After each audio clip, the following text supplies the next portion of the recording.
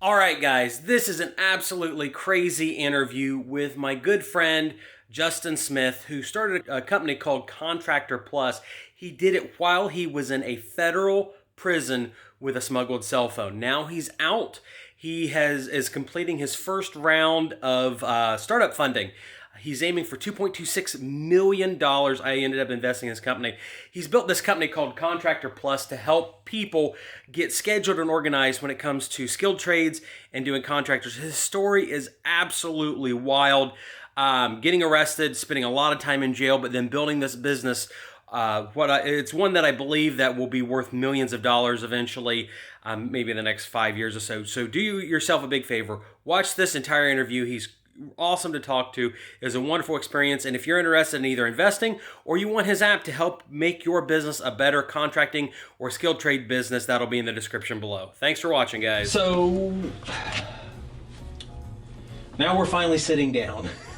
It's been a while. Yeah, there was another video in here, us getting this table at the restaurant that won't ever see the light of day. We had to go meet many people to secure a table that we could film in a restaurant. It's absolutely hilarious.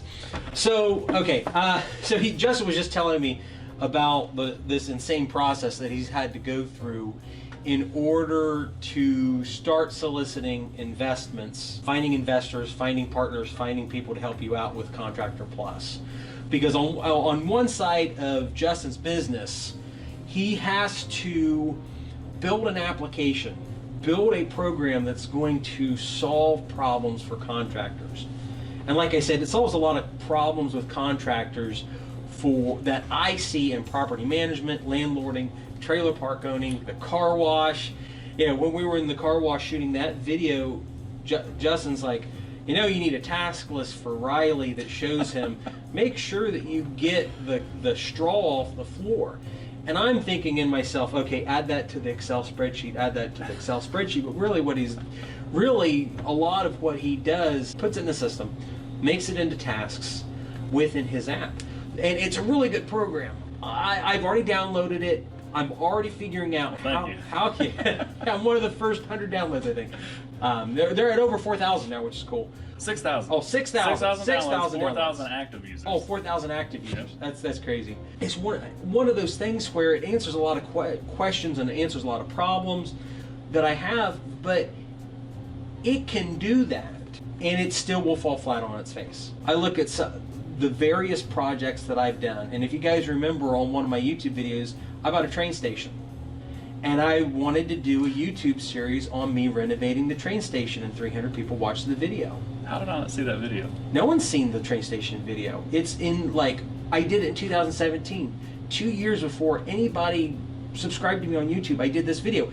Hey guys, it's Brandon here. We're doing a video on buying a train station, and I was walking through it, showing how the original chimney from 1850 was still in there, pre-Civil War, and it was coming down. We had all these problems with it. No one watched the video, and I didn't do YouTube videos for a long time after that. And then 2 years later in 2019, I said, all right, I'm going to do this again, but I gave up on the train station because I was like, this is stupid. Why am I making these videos and no one's watching them? Then in 2019, I said, I'm going to film this laundromat. And 6 videos in, it went viral. And then that video now has 4 million views on it. And then I've got other laundromat videos that have 3 million, 5 million views or whatever. And now I've done the car wash video, which is a series in of itself as well. And maybe one of them will go ultra viral, maybe one of them will not.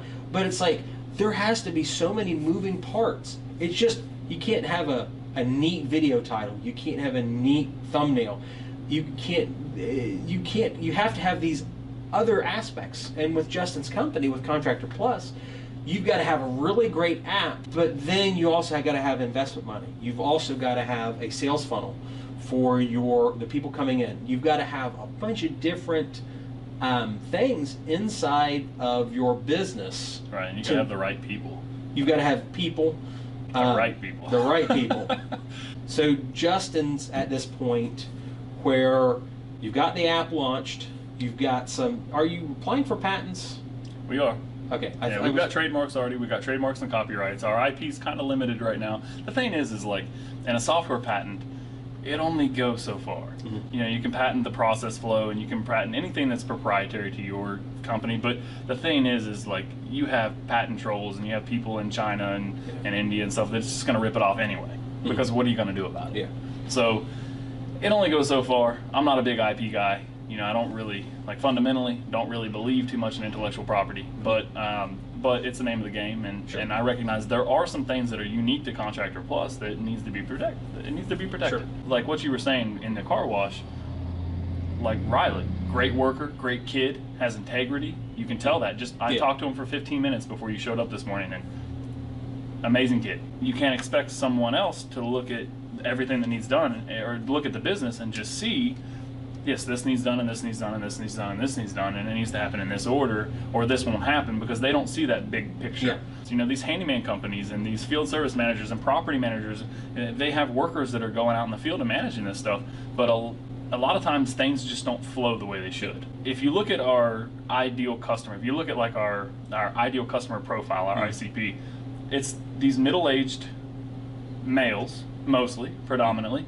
that are used to doing things on pen and paper. They're just now getting to the point where they can use a smartphone. Knowing that that's who your target user is, how do you onboard them? How do you introduce something to them and convince them and show them that this is why they need to do things this way? It's pretty easy to do once, you know, it's being a free app and making it so people don't, it's not a free trial, it's a free app. So, you know, you download the app for free. You can use the estimates and the invoices and the post inspection. It's all free. Yeah. And we'll never charge a dime for that, because I believe in providing maximum value first. Yeah. And then when people understand, when they actually feel the impact that that's having on them, on their own life and in their business, and their employees like recognize, wow, this makes my day easier. Yeah.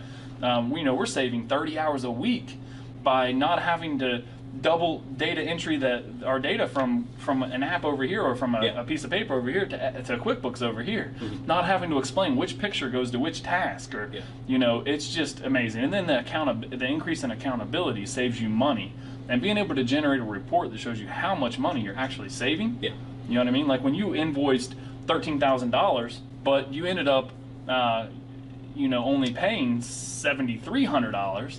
And being able to generate a report that shows you how profitable you were over what you estimated, that gives you a bird's eye view of how your business is performing. And that's what a lot of businesses, what I would say most businesses are actually lacking. Yeah, and from what I've seen, talking to people on YouTube and TikTok and social media, is that's where the great gap is between people in the contracting industry, skilled trades industries, and what's happening in other ones. And when Justin was working on your pitch for different investors, you were talking about how it's a $4 billion software industry. The contractor software industry is a $4 billion deal. And I started doing research, just like, what's the biggest software? And like medical data. Medical data is between $250 billion and like $300 billion. But the medical field is a $1 trillion a year industry. The medical field, dealing with hospitals and patients. Maybe not the pharmaceutical side, but the medical industry is a $1 trillion a year business, and software is 25% of that industry.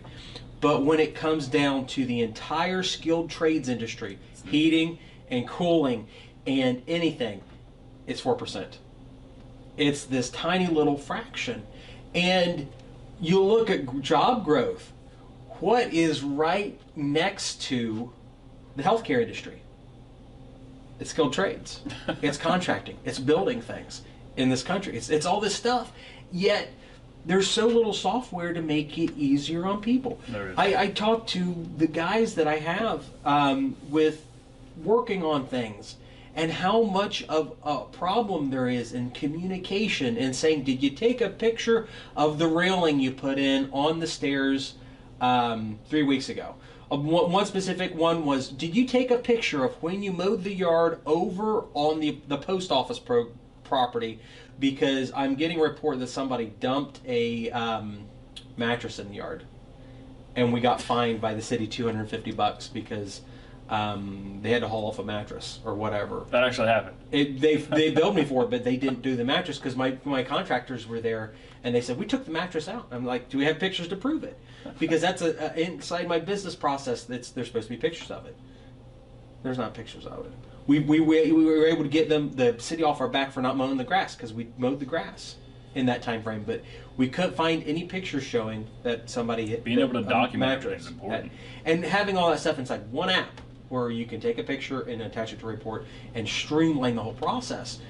I know how much time that saves me, but then you look at $1 trillion industry, how much time will that save everybody?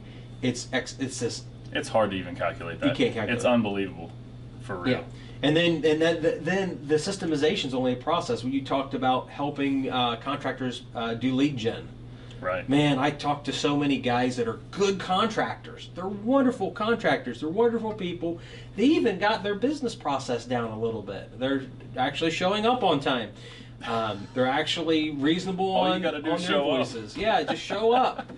But they have a very hard time getting new clients because they have no ability to do lead gen on Facebook or on an Angie's List type deal, or even freaking Craigslist. They can't write an ad. Contractors. I don't like bad mouthing any competitors, but I've had the opportunity. One thing that I really love about this business is we've chosen to take a different approach to customer service. So I believe no matter what business you're in the business of customer service. Doesn't matter if you're $1 billion software business or a little restaurant, a little mom and pop restaurant. You're in the business of customer service, and a lot of businesses are falling short in that area. You know, we've become more distanced. And now with social distancing and everything, it just keeps getting worse and worse and worse. And we're kind of segregating ourselves away and getting used to this world where we don't really have a face-to-face connection with people. Yeah. But I've realized a lot of people don't like that. Yeah. And they want that. But so what people are telling us about lead generation is that all of the existing options out there, they're getting oversold, low quality. The leads are just trash. Yeah. So, and then they're paying a premium for trash leads that are going to 5+ contractors. Yeah. So by the time they call them, someone else has already won the work, if the lead is even legitimate. Yeah.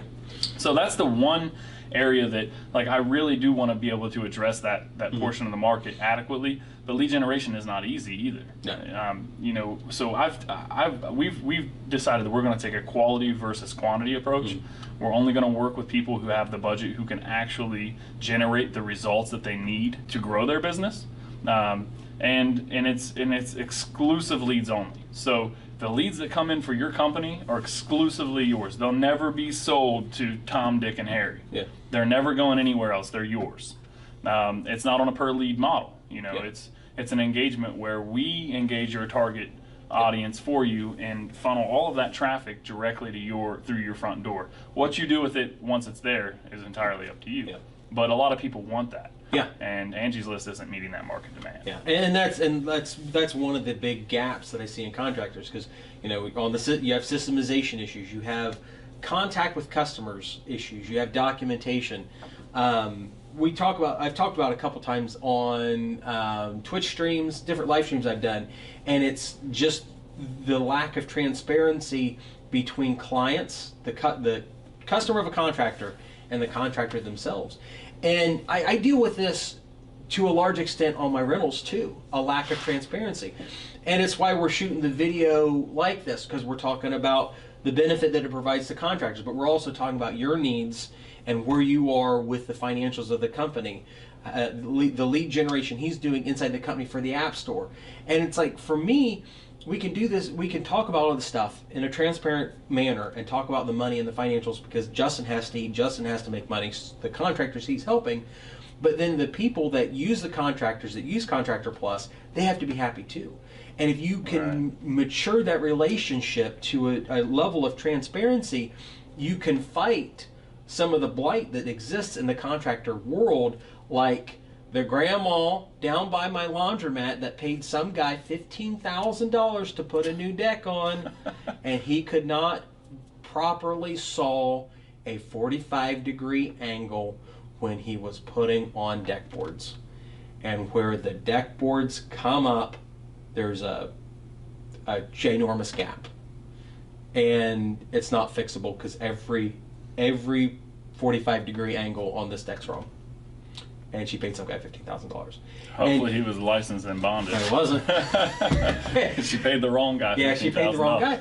But then, so what happens is, I read these things on Facebook groups, or I run into them in my newspaper. We get a call from a newspaper for our newspaper, and someone says, contractor so-and-so screwed up our basement, and the wall collapsed. We had a call with the newspaper 6 months ago about a basement wall collapsing.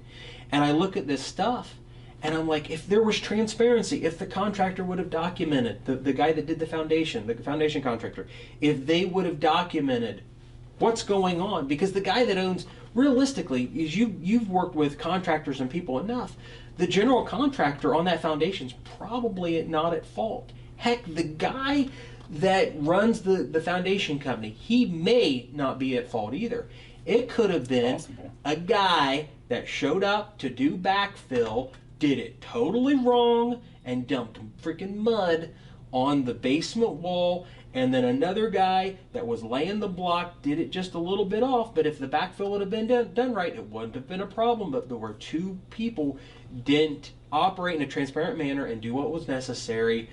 There was a $25,000 basement that collapsed and it shot. All of that could have been avoided. All of it could have been avoided.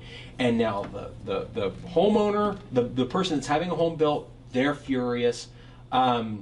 As it goes on with this process, I think the general contractor is going to get, I think they got sued, or they're in the process of getting sued. They probably will go bankrupt over it. And so then these are issues that I see, and I'm like, there's got to be an answer. There has to be an answer for this stuff. And I can't say that Justin's going to solve all the problems, but I think that you've probably got a good handle on 60 to 70% of the problems that are going on in the contractor world with transparency, lead generation, systemization, optimizing things. And if a contractor can be profitable, then he can be more competitive against the market. And maybe someday, with the contractor industry being better, maybe we'll see a price reduction in contractors. Because I run into a lot of guys that are billing $250 an hour for general contracting. And I mean, I want them to be more profitable too. But when I see them going down to Lowe's and picking up 4 more 2x4s because their crew didn't get it right, they didn't order enough material. That's one problem we are addressing currently. It's shocking. It's shocking. I'm like, you're billing me $250 an hour. Yeah. You're billing me $250 to go run down to Lowe's, 30 minutes away from my house to go get 4 more 2x4s. Yeah. I'm like, it blows my mind. And that's inefficiency. And inefficiency in anything. Something little like that actually ends up delaying the job. Over 4 2x4s, the job got delayed by another day. Yeah. So, and then the employees get lost in the tool section at Lowe's, so it's these little things like that. Just by making sure you have the right amount of supplies at the beginning, or by being able to put together a comprehensive supply list of everything you actually need for the job site, and making sure you get it all in one fell swoop to the store, saves you a tremendous amount of time. Yeah. I've personally been on multiple jobs where we thought we had everything, but we didn't, and we're constantly making store trips. You got to send someone out where you're losing time and money. So that's one thing that we're trying to adequately address, and I think over time it's only going to get better.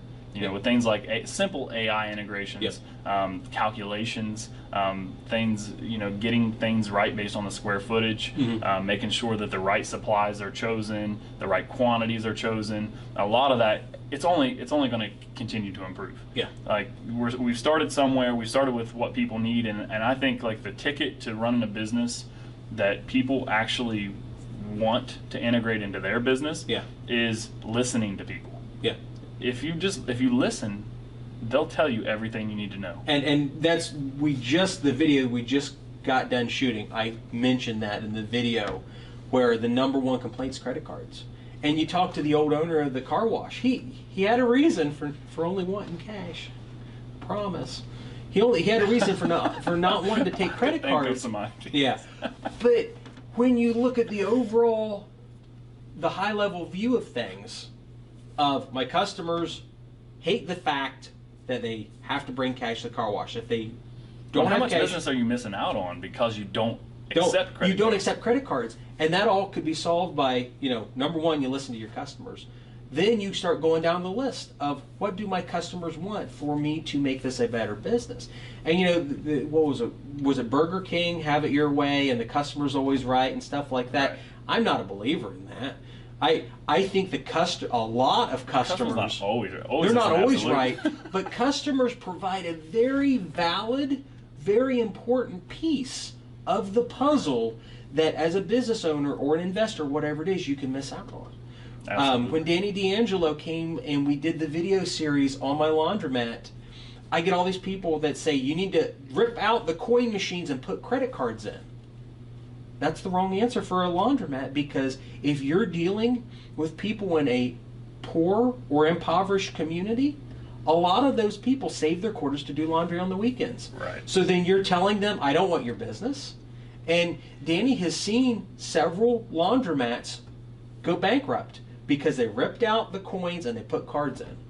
So that's not the answer too, but it would have been mitigated by listening to customers. It would have been mitigated by listening and doing research and seeing what benefits my customers more. Do cards benefit my customers at the car wash? Absolutely. Will cards benefit people at my laundromat? Probably not near as much, but where's the right choice? Is it accepting cards and coins? Probably. Instead of putting a card reader on every machine, you could just put like one machine where you swipe your card and it gives you coins, right? Yeah, you could do do they that have those? too. Yeah, coin machines that take cards. Yeah. They're $5,000. Hamilton American Bill Exchanger. So like listening to the customer piece is a puzzle, and if you have software or you've built a system to where you can sit on a high level and you can take all those data points, and as the owner of the company you can make those decisions, to me it leads to really high quality outcomes, and that's what you want. You want to make everything better.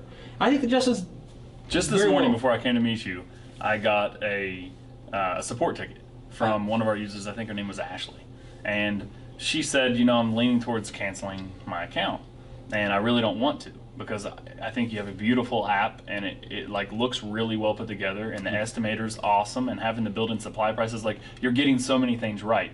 But these are the 4 things. She listed out 4 things that I really want to see happen. Well, it just so happens, like I spent 20 minutes typing a really nice response there, because it just so happens in our next release, we answered 3 of those 4 things. Oh, wow. And the other idea she had was actually a brilliant idea.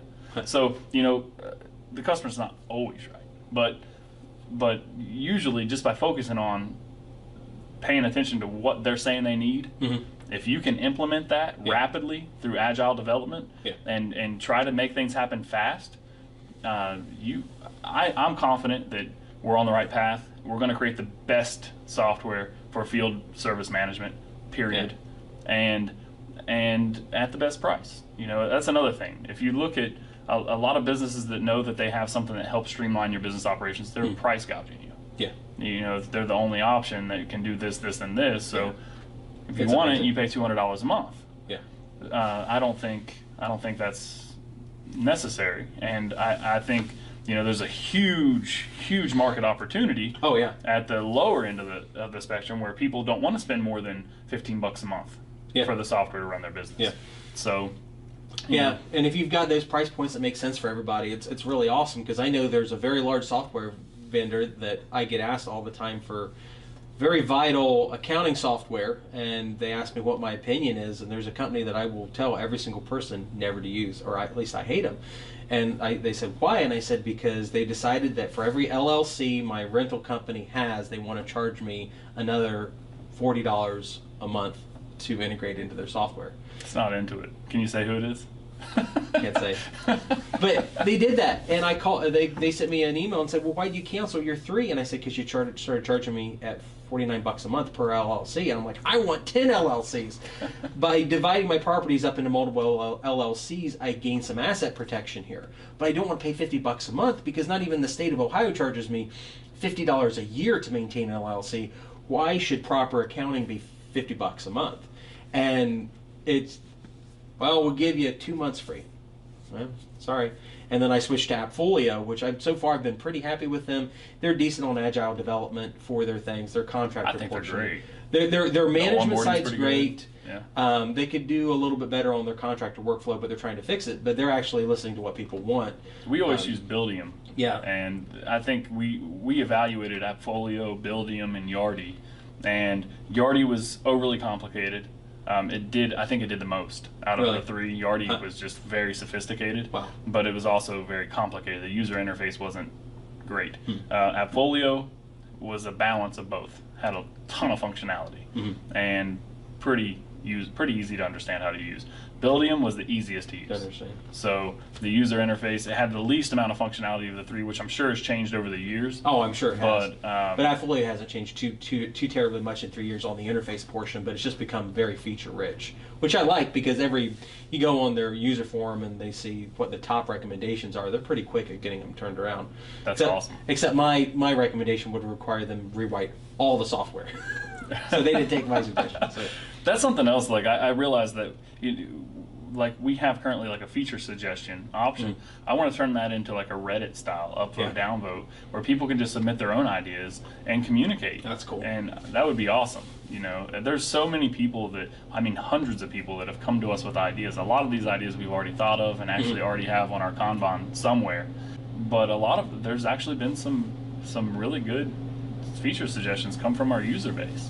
And I think any company that doesn't make themselves accessible is just shooting themselves in the foot. Yeah, it's insane, and it's insane the number of companies that do that. So this concludes the first part of the interview. We're going to reshoot a second one because his company has grown so much since we shot this introduction video a month or two ago. They've been able to get tens of thousands. I think they're on the verge of over $100,000 in capital investments. Their valuation right now is $2.26 million, which is insane based on the fact that he's had that within like a 1.5, 2 year period after being out of jail. Justin's a really cool guy. I can't encourage you enough to take a look at the links in the description of this video. Get on Discord if you want to talk to Justin. He's on it pretty regularly. So thanks for watching, and make sure you like and comment what you want to about the format of this video and the style, and any questions for me or Justin. Thanks for watching. Don't forget to text the number too.